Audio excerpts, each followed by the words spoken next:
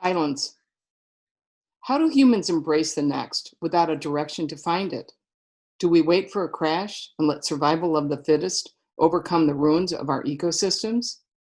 Do we stay put while the world around us changes irreversibly?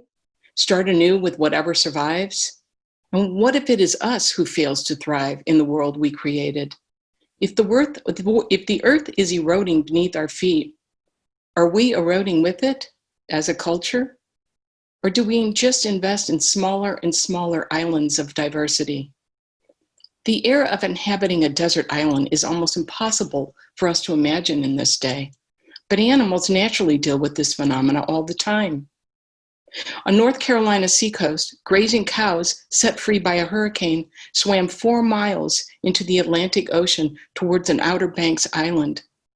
They were found weeks later, grazing along a different shoreline and able to get back on their own, but content with the island's browse.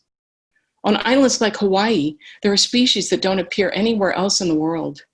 When those species don't exist anymore, when they become extinct, does that place lose part of itself too? The last native tree snail in Hawaii died in a cage while scientists watched it go extinct. Immediately, they started looking for another tree snail that could have survived, that they may have missed, isolated and hiding from predators. The Hawaiian tree snail's death could be seen as a survival of the fittest moment, and by extension, any species extinction could be seen that way. But what is the fittest of a species when the landscape keeps changing, when the rules of the game keep shifting? Other species endlings, the name given to the last of its kind, have been searched for mostly in vain.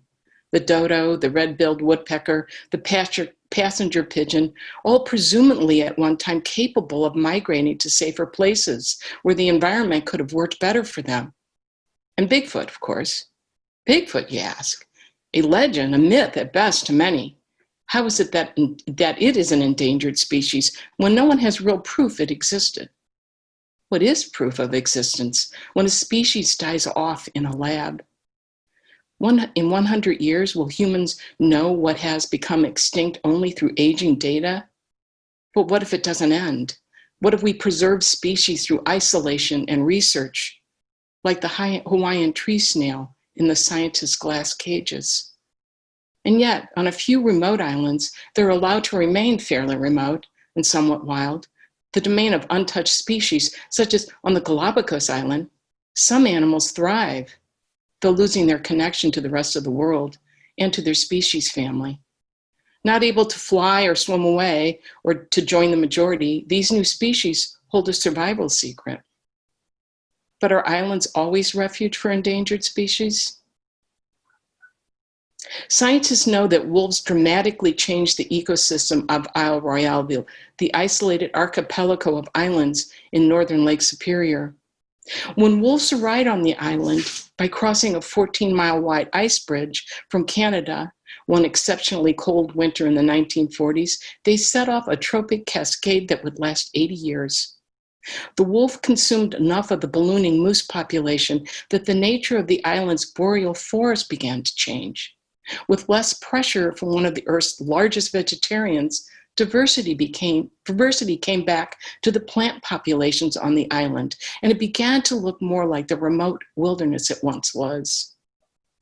Throughout the decades, though, winters became warmer. The ice bridge to the mainland disappeared. The wolves were trapped on the island. Their population thrived for 50 years until the inbreeding that would lead to their demise began. One summer, I swam to an island in a large lake in northern Minnesota. The water was cold, and I swam fast because of it, but mostly because of the tiny spark of fear that flickered deep inside my chest that I knew instinctively to keep at a quiver. It was a bit of a game that I suppose athletes engage in as they push themselves to their goals. My teenage summer job as a lifeguard didn't count as a sport, but it did give me a deep respect for water. Approaching what I perceived as the halfway mark was the most unnerving and the most exhilarating point of the swim. With my head barely above the surface, I had no way of knowing how accurate my assessment was and how much further I really had to go. But in my mind, I told myself I only had to exert the same amount of effort to complete the crossing, a channel of deep water that separated the island from the clusters of Forest Service cabin where my family vacationed. The swim across the dark water had no fail-safes. I either made it or I gave up, rolled on my back and floated or treaded water until someone on shore or a passing skiff saw me struggling. I hoped. I had gazed at that island every summer for close to 20 years. In the deepest part of the winter, I'd cross-country ski to it when the lake waters were so solidly frozen that one could drive a truck to it, if that's how you want to spend your time. But I had never experienced its islandness, its distance from the mainland, its isolation, and its separation due to the expanse of dark, deep water. The swim did that for me. As I pulled myself up on a sun-warmed slab of granite, surveying my accomplishment, the invigoration of standing there gave way to the novelty of the now distinct view of the beach on the opposite shore. And though I had seen that shoreline hundreds of times from a canoe, it now appeared like an altered place, a different land. I wondered if the swim was less for the sake of the journey across, or more for that fleeting look backward to what I had left behind. Islands and their ecosystems can represent the larger whole, the mainland, in a more pristine manner, but still, some plants and animals know what is an island and what is mainland, and where they can thrive in each. The eastern side of California's Sierra Nevada mountains is a high desert of dry plateaus and volcanic mountain peaks. There, the massive Mono Lake forms an inland sea. Two small rocky islands in the lake are the home to the largest breeding ground for the California seagull. 350 miles south, Los Angeles County has been draining the lake's basin for its water supply for the past 80 years. Eventually, the lake's ecosystems unraveled, and the lower water levels left the island nesting areas vulnerable as land bridges connected them to the mainland. For years, these breeding grounds became accessible to coyotes that preyed on the tens of thousands of freshly laid seagull eggs. The coyote decimated the future gull populations on the West Coast. Scientists blasted the bridges with dynamite, but the lake's level eventually dropped lower as Los Angeles' appetite for water grew. Then conservation erected electrified fences to keep the coyote out. This isn't nature out of kilter. This is us, setting in motion something we don't fully understand or care about.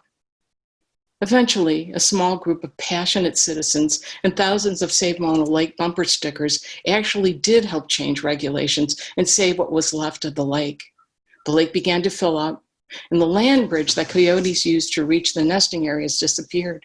The birds are thriving again, but coyotes are patient and remember and wait for the dry years to return. In a faded color photograph, a man stands on the side of a dirt road next to a field of crops. The man is not a farmer. He wears a worn fedora, and his dark pocket protector is noticeable against his white shirt. He takes a demonstrative stance next to a telephone pole. Signs are tacked on the pole at uneven intervals, the highest reaching over 20 feet above the top of the man's head. The sign contains numbers in dark block letters. This is a rural area, and the man would have had to have a crane to place the highest sign, which simply says 1955. The signs are indicators where the height of land used to be before farmers quickly drained the deep aquifers below the surface. This is California's Sacramento Delta, where subsidence is permanent and creates sunken islands of rich bottomlands protected from the river's waters by aging levees. Even if farmers stop pumping the groundwater, the damage to the sunken islands will not recover. In the last century, when levees broke, towns and counties in California's Central Valley drained the water and fixed the earthen levees until they kept breaking again and again. Today, new lakes exist where humans just gave in. Disillusionment is not loss of hope. It borders on too many dangerous things: apathy, despair, fragility, rebuke, dejection, yet it is none of them. It is something else, a signal to move on, an indication that something different, something new is needed. The pain in disillusionment is not having control over the outcome, not knowing the correct direction, the next path. The loss and being lost overwhelm until one settles the mind. Islands offer glimpses of the life left behind, the mainland, the motherland, the departure from the norm to reach the isolated. This model doesn't really hold when one thinks of densely populated islands like Manhattan, but still there's an identity to places connected only by bridges and water, the journey over which removes us from the ordinary. Even populated islands are significant in their separatism. They're the end of the journey, a break from the mundane. How privileged are people who live on islands? Or is it just that they are quarantined from the rest of us that makes them appear exceptional?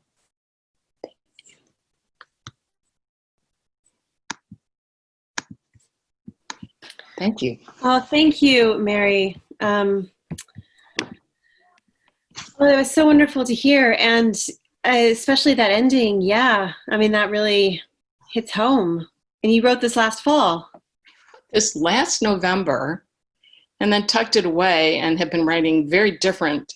But when I went through kind of the catalog of things that fit somewhat 10 minutes, this popped up, and I hadn't read it since I had read it kind of in a workshop, and I haven't read it since. Well, I polished it a little for here, but I was very surprised because I'm feeling a lot of the same things. And, you know. That's wonderful. Thank you. Yeah, well, thank you. Thank you so much for sharing it. And I can't wait to chat about it more when we get to our Q&A. But first, let's hear from Vincent. I'm really excited to hear whatever you're going to read. Seeing as we haven't met, and I haven't had the pleasure of sharing a meal with you at the Headlands or anything like that, I spent a good portion of today reading a lot of your interviews and different works I could find online, and spent a wonderful day involved in your imagination and world. So thank you. It was great. I will read a brief introduction, and then Vincent, you can please share with us. So Vincent Chu is a Bay Area writer and the author of the debut story collection, Like a Champion, which you can purchase through the Booksmith. His fiction has appeared in Still Magazine, Fjords Review, Pithead Chapel, Pink Magazine, and elsewhere. He is the 2019 Hambidge Center Fellow and member of the Writers Grotto, which I was member of for a while too. We can chat about that later. And obviously a Headlands Center for the Arts affiliate. He's been nominated for a Pushcart Prize and Best of the Net, and he has his BA from UCLA. Sounds awesome. And lives in San Francisco now. So welcome, Vincent. Thank you so much, Emily. And thank you, Evan. It's really great to be here tonight. And thank you, Mary. That was really beautiful. I really enjoyed hearing that. So I thought I would read something a little bit different today. So normally I read short stories, and I've written short stories for a while. And I normally read from this book, and I was actually very lucky to have the book launch for this book about 2 years ago with Evan at the Booksmith's bindery. But I figured I've read enough of these stories, and I wanted to read something new. And for the last 2 years, I've been slowly but steadily working on a novel. And this is my first novel. It's a little bit different from writing short stories, so it's been a fun learning experience making that shift. But yeah, during my time at the Headlands, this is what I plan to be working on. It is yet to be titled. It is a novel that I would describe as sort of a comedy, hopefully, and a little bit about travel, but also not about travel. So I thought I would just read maybe the first 1 or 2 chapters of this manuscript. The moment had come. Georgie had fantasized during long walks on his lunch breaks and while washing dishes at home in his depressing but clean kitchen about how this conversation would go. But now that he sat across from Mr. Khan and saw how large his pores were and how thick his facial hair was, Georgie had second thoughts. It took a grown man to be called Senior Director of Accounts at Oates Technologies, and that's what Mr. Khan was. The kind with children and leather gloves in the winter and big 40th birthday parties. A man whose every action seemed deliberate and meaningful. When Georgie did things, even give his mandatory account updates, it seemed as if his colleagues found them unnecessary and annoying. Mr. Khan leaned back in his Danish chair and opened the window blinds. Those pores. They were deep and threatening, and Georgie tried to imagine how God's skin might look this time of year. But Mr. Khan was no deity, just a mortal doofus like the rest of the senior management team at Oates Technologies, a doofus who wrote cheers at the bottom of his emails, even though he had never been to England or Australia and didn't have the kind of good-natured charm Georgie felt you should have in order to go around saying cheers to everyone. Georgie wrote kind regards in his emails. Mr. Khan cleared his throat. Georgie leaned in. I want to say something.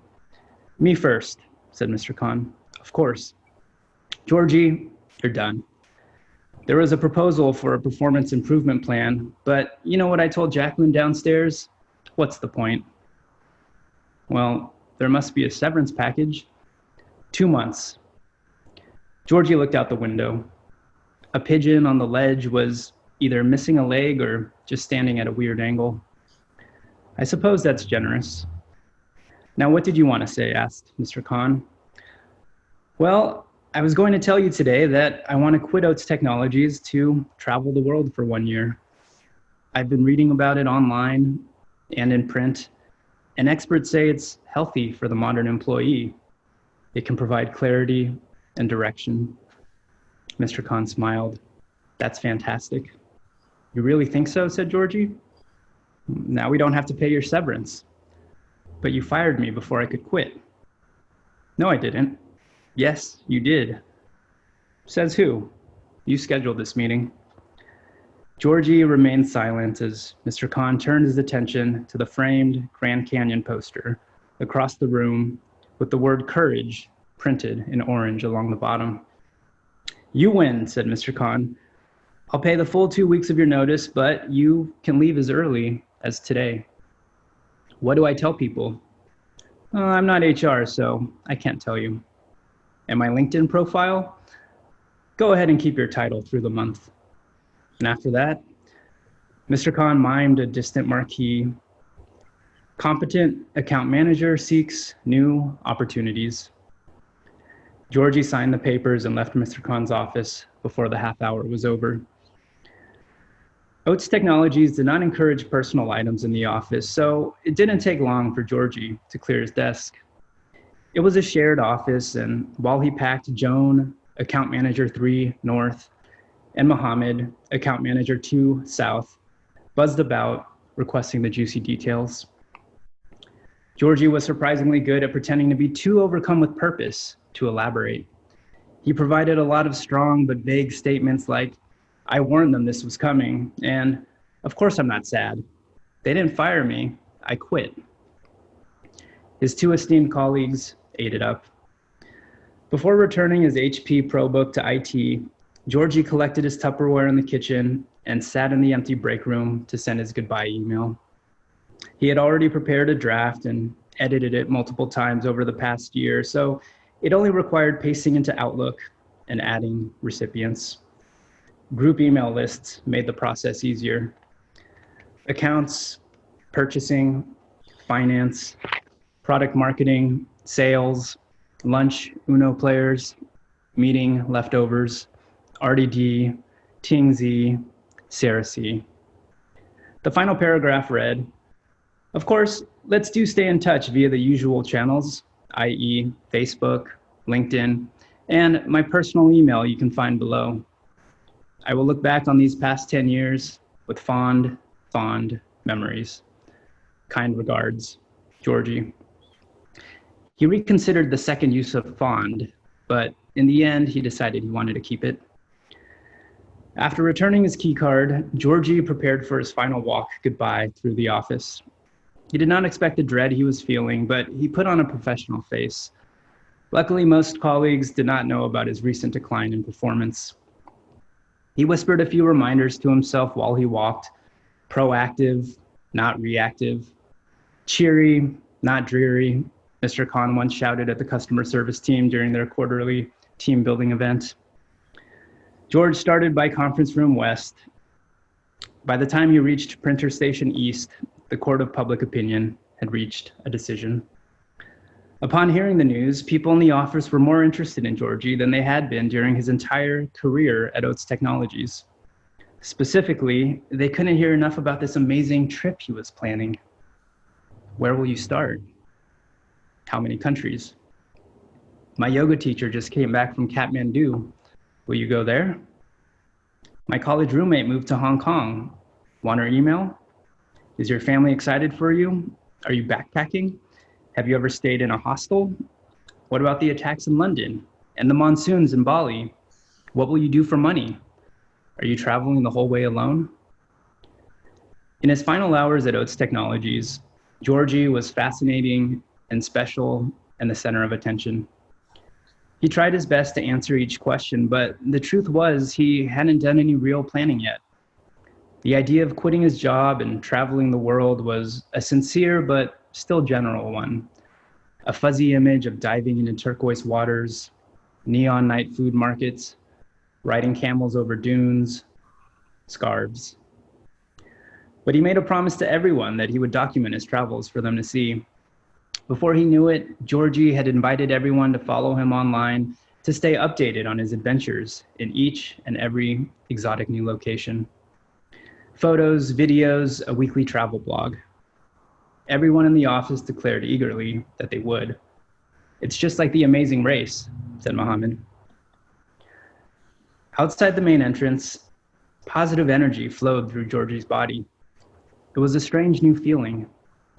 Walking into Mr. Khan's office that morning, Georgie didn't know if he would really even go through with quitting, but now he was convinced the right choice had been made. Sometimes fate had a funny way of nudging you in the right direction. Though 2 months of severance would have helped. Mr. Khan, the prick. But there was no point in holding a grudge or dwelling on things beyond your control, Georgie knew.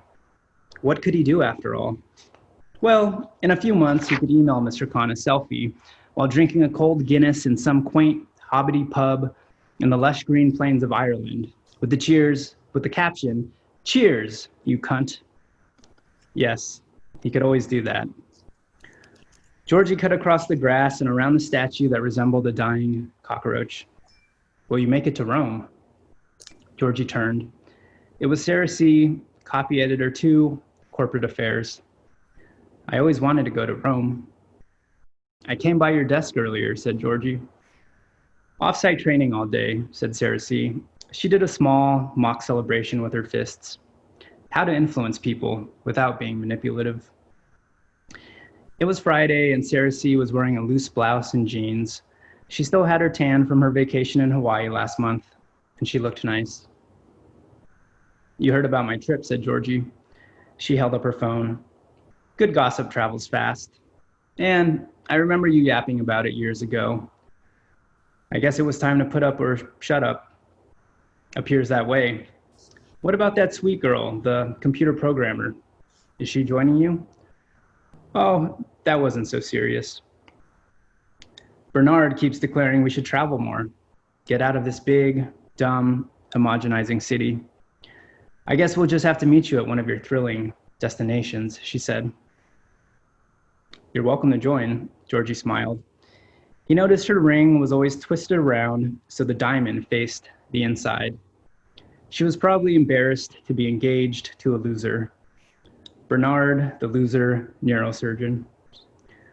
Are we connected on Facebook? Asked Sarah. I thought so, but maybe not, said Georgie. She tapped on her phone. I was thinking, he said, Maybe we could still go for enchiladas sometime. We're friends, she said. She held up her phone. On Facebook now. Oh, great. Sarah C. turned off her phone. I'd like that, but Bernard would want to join, and he hates Mexican food and spicy food, and also now salt, carbs, and bad fats. She looked into Georgie's box. She picked up the stress ball shaped like a flying saucer and squeezed it. I hope you find what it is you're looking for. It's just a trip, Sarah. It's what people do. But not usually people like you. Georgie took back the stress ball. I'm going to document my travels online for everyone. I can't wait to see. Just promise me, don't go overboard with the sharing. You're better than that. Well, I might start with the nudist colonies of Finland. Sarah C. laughed. If you can't find happiness there, you may not find it anywhere. Kind regards, Sarah C. Take care of yourself out there, Georgie. She hugged him goodbye and even gave him an extra squeeze at the end, as if she knew this was probably the last time she would see him. She joined a group of colleagues, laughing on their way inside, and Georgie went to find his car. He closed the door and slid the key into the ignition, but he didn't start the engine. He took out his phone and began scrolling through his various news feeds. After what became an hour, he opened his own photo gallery. He found a picture he took upstairs of his empty workspace. He opened Instagram and added the photo.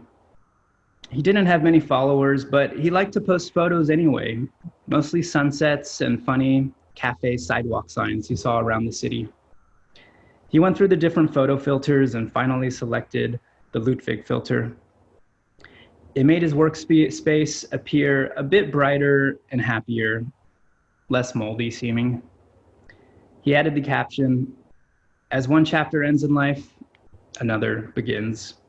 He posted it. Georgie started his car and drove home. When he went to bed that evening, the picture had 2 likes. One was from an account he didn't know that only posted Amazon coupon codes. Thank you.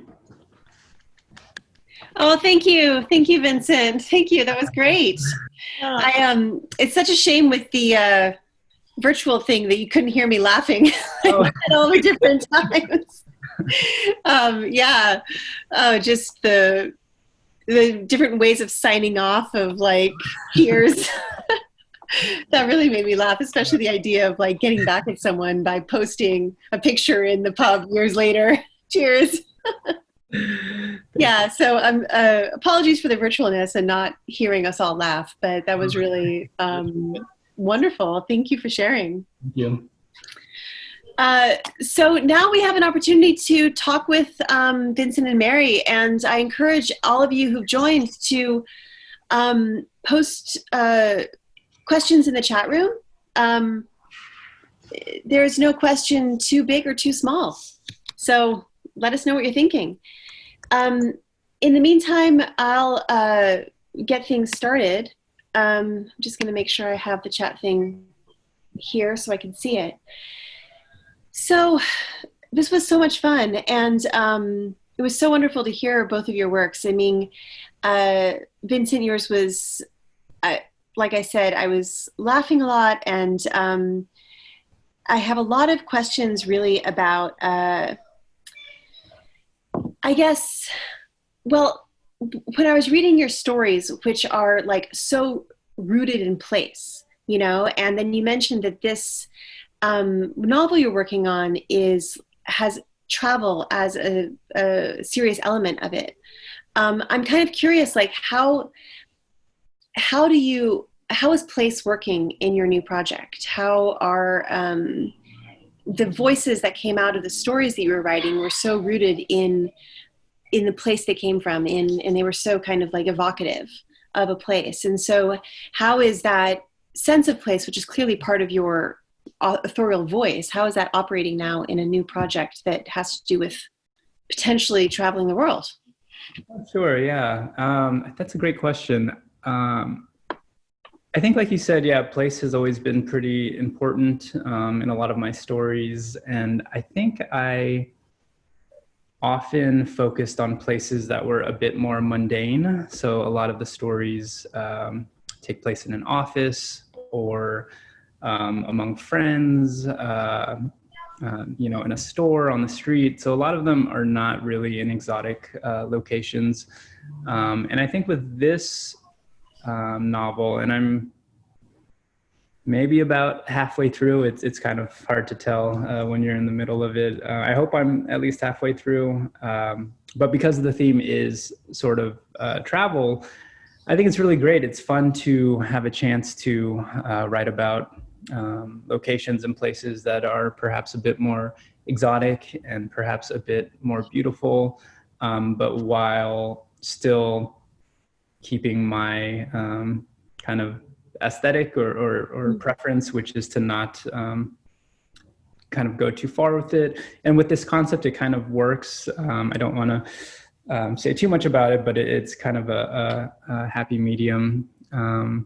But yeah, I'm excited to have the opportunity to really explore place. And I think, with my writing, I've done it a little bit, but I haven't gotten to really stretch and be a little bit more descriptive and be a little bit more evocative when it comes to place. So I'm looking forward to doing that here. And as you could tell from the beginning of this novel, one of the themes is, the idea of travel as an escape. And for myself, and I know a lot of, my friends through the years who have, like many people, had to start working, once you're done with school, whenever that is, you've got to do something to make money. And I think those sort of ongoing frustrations with work, whatever that work may be, and, this idea of knowing, that there are all of these beautiful places out there and locations. I just, over the years, especially earlier in my life and in my 20s, this was just a constant kind of area of sort of conflict and frustration that felt like me and many other people had, as far as, wanting to escape and wanting to have something like that to ease a lot of the kind of struggles of modern life.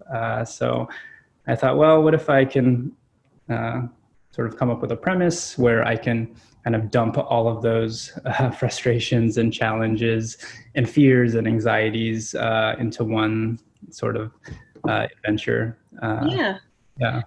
Yeah, that's so interesting, because we can really romanticize place as an escapist kind of thing. You travel different locations.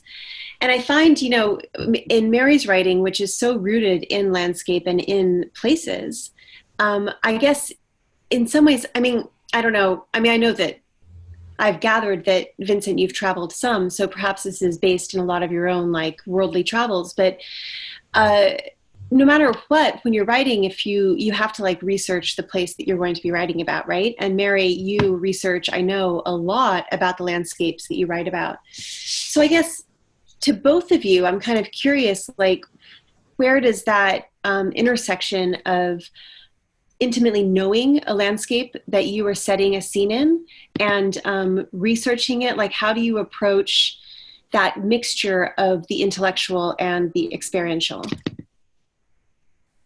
I don't know if maybe I can go at that again, but if either one of you wants to bite off that one. Ray, do you want to take that? Yeah, I'll take it. Am I on now? Can you hear me? Yeah. Most of the places that I write about, I've actually been in and working in, but not all of them. And in this story, yeah, I have. But knowing certain places, I'm going to reference Vincent's work that, I was going to say anybody who's had a day job can relate to that whole, scene. And I thought you just handled that so well. So when I look at some of my work, I look at it as I'm just bringing out aspects that we as a general public maybe don't see when we go to visit these lands, or when we think of wilderness, or when we think of the environment, and when we think of ourselves in that land. And I find it a really interesting time writing about that, because everybody's just chomping at the bit to get out. And I guess Yellowstone was so packed. I mean, yesterday when it opened, it was hard to look at. Wow. And there's that connectedness that I've always felt with the land. It's getting harder and harder to find. Just like it's getting harder and harder to commute. But boy, when the cars go away, they're pulling people over for 120 miles an hour, and so there's this us and the environment, and I do place myself there, and I do get a lot of inspiration when I'm at a place. If it's someplace that I'm visiting, I will do a lot of research, so when I get there and I've landed, I can go discover some of the places, and then that changes so much my emotion towards it. So that's what's important to me. And hearing Vincent, you talk about, getting out of school and basically the whole day job syndrome. That's all there, no matter what artists do to support ourselves. You really capture that, and I like that. I'm trying to do the same thing with my readers and the environment. I think I know certain things about the environment because I am able to, for my job, go out and experience and research. And there is a lot of reading. I mean, all the details about the failures, that's nothing I make up. I really rely on the science, and I work with scientists in my visual art practice. But I don't know if I've answered your question, but it's all experiential. And I think any writer, what you write about,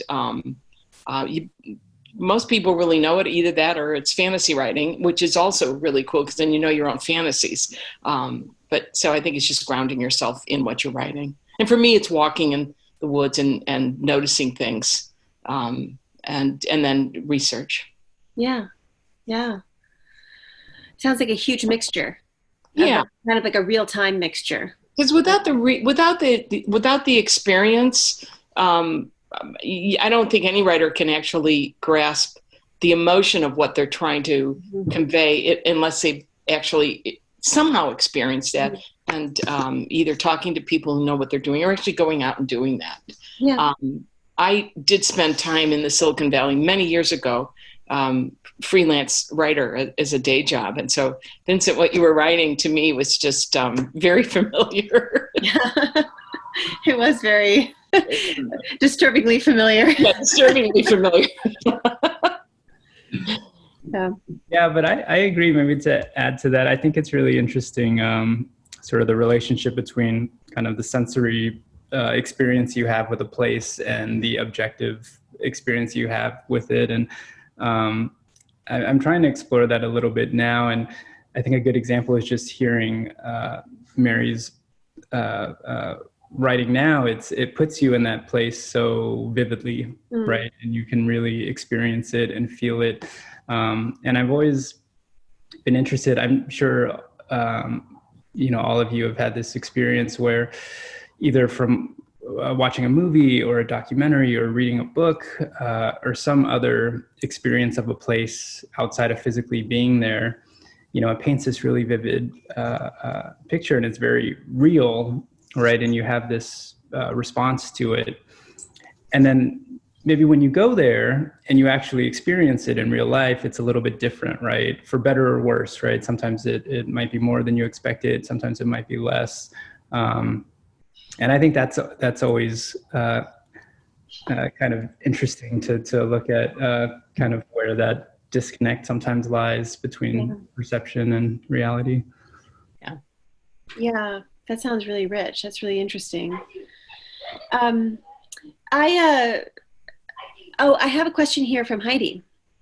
Thank you so much to Mary and Vincent. I loved both of your readings so much. How has the quarantine affected your practices? Have you been able to focus, or has it been more difficult? Who wants to go first? Vincent, you want to jump in? Yeah, I can. So I was in kind of a funny situation. So right as the quarantine happened, I also got laid off from my day job. And so I had a lot of free time, and I was very excited about that at first, as far as writing and being more productive. And I think this is just for myself. Obviously everybody has different ways of working, but I think for myself there is a definitely a happy medium, and I think obviously in normal life, when you're very busy, it's very hard to find time to consistently write and get into the space you want to get in.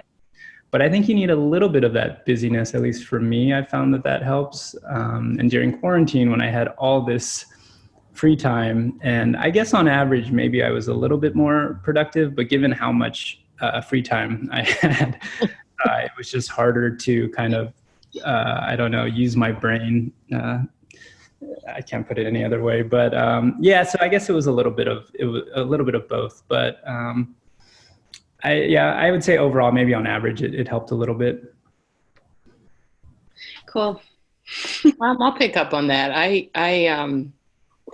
So I came back from a 2-month residency that was quite intense and really working in a beautiful studio in a beautiful setting. And some weeks we just worked 7 days a week because it was so rare, and we had 2 months. It got cut short because they had to close and we had to get home right at the shutdown. I think we got home the day that the state shut down. And I was just stunned for like 2 weeks. And I had it was like, well, I came home. We didn't have any groceries in the house, and that, restocking that with delivery and on curbside was challenging. But I took that opportunity to just, let some things unravel. And so I didn't put in the very first part of it a lot of pressure, and kept a kind of a robust journal that I had been keeping since the beginning of the year. And it was interesting. I kind of went from that to the quarantine journal type idea. And that was somewhat curative. That really did help me to just be able to do that. And I had started that during the residency in addition to other things I was doing.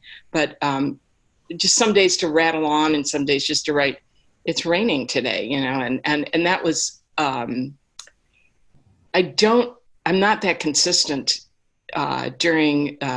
before I guess shutdown. I'm not that consistent in a journal to keep that because I'm focusing on other writing. So that was helpful. And and right now I feel I'm indulging in the moment a lot. Just working, getting more and more productive, enjoying being at home, in that I'm working at home. I haven't worked at home in many years. And so that was helpful. But, like all of us, it's going on a long time. I'm in a high risk group. So I will be indoors a lot longer than a lot of people. And so I'm just resolving myself to that. Yeah. Yeah, it's such a mixed bag, between having a lot of time and not being able to get as much done as you thought you might, to making like the best of it. But by that, I mean like making something of it. Like journaling is such a fantastic thing to be doing, but then also recognizing that it's not changing over in a day or two. It's like a long haul. Mary, I was thinking about your residency and about your visual practice. And for those of you who haven't had a chance to explore Mary's work, she's worked with her partner Daniel on the watershed sculptures for a while, right? Yeah. Making installations that have a real environmental impact in the landscapes that they're placed. So I've kind of always wanted to ask you this question. And Vincent, I'm curious what you'll think of this as well, because, your fiction is really rooted in I mean, at least the stories that I've had a pleasure of reading seem, and as a writer from the area, are, you know, really rooted in like the kind of people of this place. And so I feel like this applies to you as well. But the question I've always wanted to ask you, Mary, is with your work that is, it literally makes an impact, like actually impacts in the full sense of the word, the landscape that it is placed in. When you are writing and you are working on your writing practice, like how do you view the impact that writing can potentially have in the world, in a place, on people, when it is not the physical structure that is the visual art practice, but is this ephemeral world of ideas and language, which is, you know, something that gives me some heartache sometimes. Yeah. So yeah, I'm just curious, like, you know, where does the impact of writing begin? What are its possibilities? And how do you view that when you sit down to write? Is it something at the foreground of your mind, or is it just in the back pocket? Let's not worry about it. Let's just get the story or the landscape, you know, the written landscape on the page. Well, I think it's a little bit of both. I think any writer, here's how I look at it. I want to be true to my ideas and my concepts and my expression. But I also want other people. I'm one of these artists and writers that I want my work seen by other people. For me, it's not in a gallery setting. So I want it seen, I want it communicated. And when I work with my partner and we do work on the land, we work with the community. We actually do quite large projects, and there's just two of us. So we get a great amount of community input and volunteerism. And that is so rewarding. That does fuel me. The writing, my challenge with the writing lately is to make some of the research that I have done, to bring it in not a more positive, but to have it communicate more resiliency. That and part of that is knowledge. So I think if I guess you could say that's a goal of my writing, is if people knew what I knew about what some of the things that humans are doing to our lands and our environment, and we're all just individuals, and a lot of it is out of our control. But if we knew more of how we got here, we maybe can change how we get there 20 years from now. And so much of what's happened in our world, and this is all of history, but so much of what's happened in our world really goes back 80, 90, maybe 100 years. And those stories aren't just quaint historical. There's some real lessons in those to understand. And so I see some of those. I research that. And pretty much the first thing I do when I go to a project is try to figure out, how the heck did this happen? How did we get here? The residency I was just at is in Tennessee, and it's actually in Civil War country, and the scars of the Civil War are still on the land that I was staying on.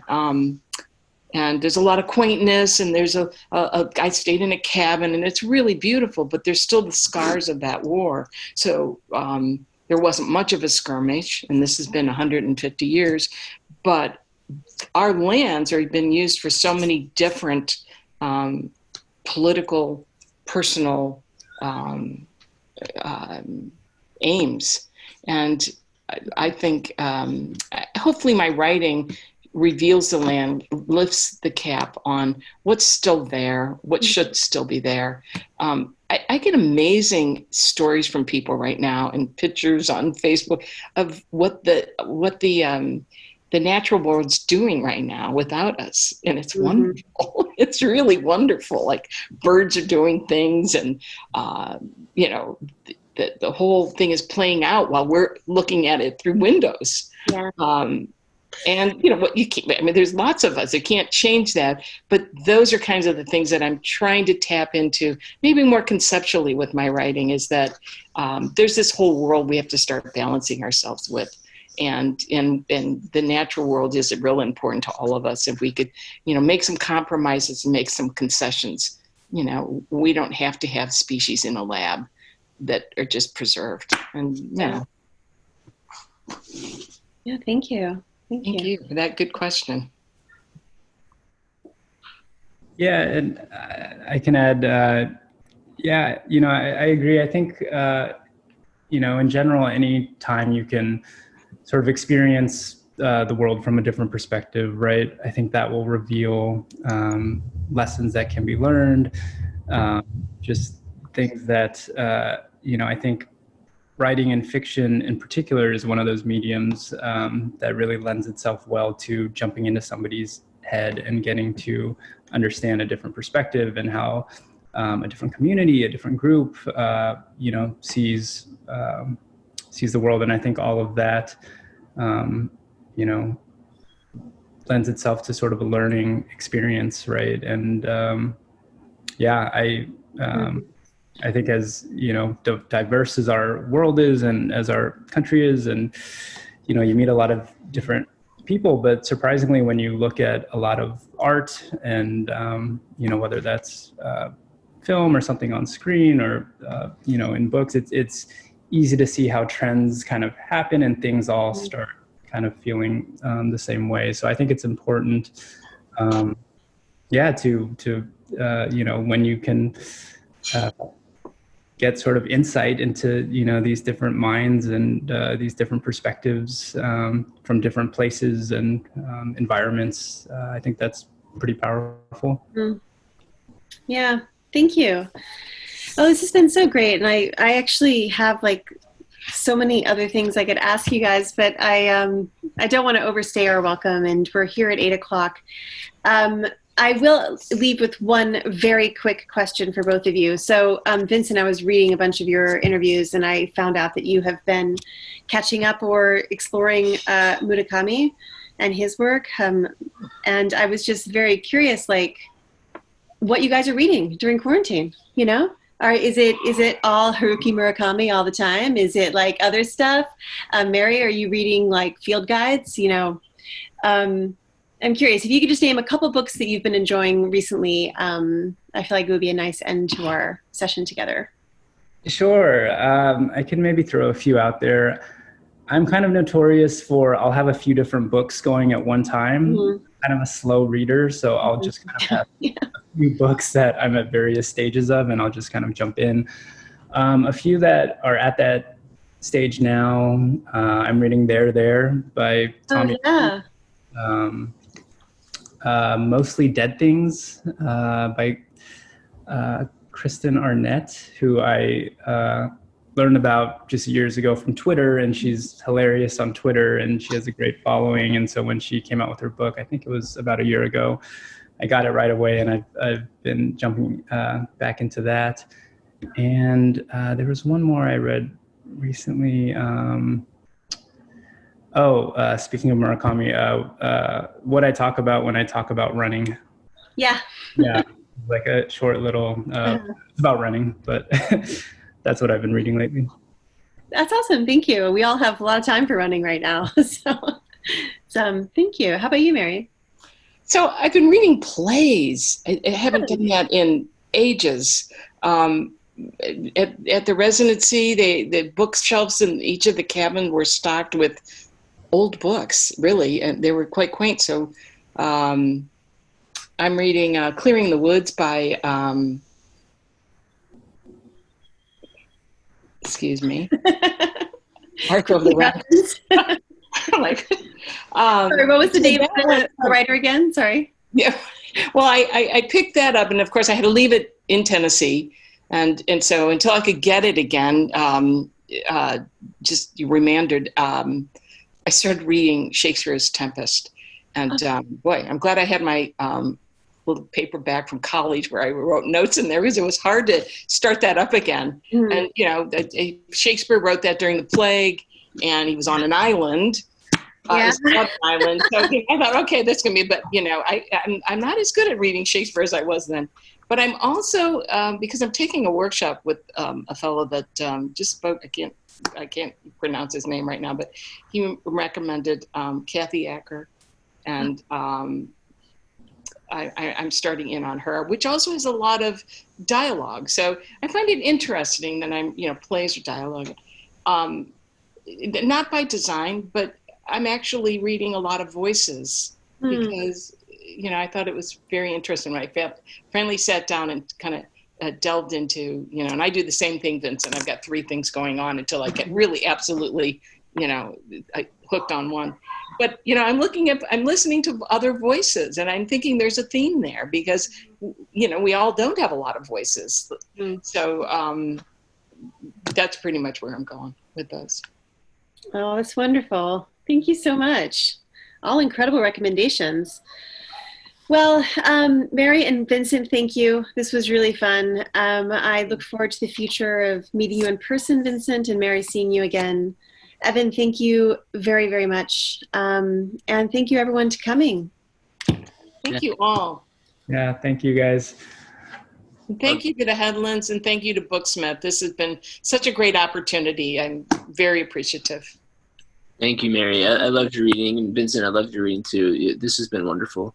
Thank you for curating, Emily. And my pleasure. Yeah. I hope I look forward to more Headlands readings coming up. Yay. Like that. Yeah. Yay. Yeah. Thanks, Emily. Enjoy the Memorial Day weekend. Oh, yeah. Enjoy response. Break from the normal. Thanks for tuning in, everybody. Hope to see you guys in person soon. Yeah. And until then, I hope to see you at one of our virtual events. All right. Thank you, Evan. Thank you. Thank you. Bye-bye, everybody. Bye. All right, everybody.